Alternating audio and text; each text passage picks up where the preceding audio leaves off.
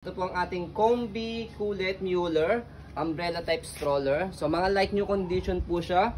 So kaya sabay-sabay po namin binidyohan kasi same condition lang po siya na mga like new condition. Okay? Already washed and ready to use na po ito. Wala siyang faded, wala siyang discoloration. Okay? So ito po yung details po niya one by one. So ito po yung kanyang canopy. Ayan.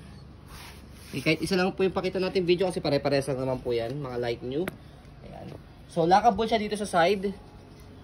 Okay, para maka-fit yung kanyang canopy. And then, angat lang po natin. At yung kanyang peekaboo. Ayan, okay. So, ayan po yung pagkakaupo niya. Pwede pa po ito i-adjust for semi-recline. Dito sa likod, adjust natin siya. Mamaya papakita natin. Buka na. Higa ka. So, ayan, naka-adjust na siya for semi-recline. Okay. Kapag naman po gusto niyo po siyang mas iupo pa, usod ko muna na yan. Flatten. Ayan, okay. Naka-flat. Upo ka na. Naka-flat siya. Hindi makangalay. Upo ka, upo ka. Sandal ka, sandal. Yan. As you can see, ano. 3 Ilang years old yung baby namin, turning 4 years old sa December. Ang weight niya mga around 12 to 13 kg. Pero as you can see, kayang-kaya pa siya. Maluwag pa. Under Okay. ka, under. Kaya depende pa rin po sa timbang ng baby po ninyo. Okay? So fit po siya for 6 months old. Dahil adjustable po siya for semi-recline up to 3 to 4 years old. Ayan.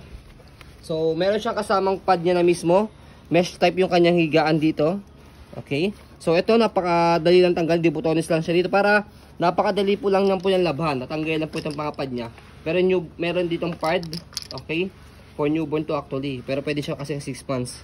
Okay? So ito mga baby. Yung kanyang belt lock, 5 harness. Wala po siyang putol. Ayan. And then ang kinagandahan pa sa kanya, yung body frame niya aluminum.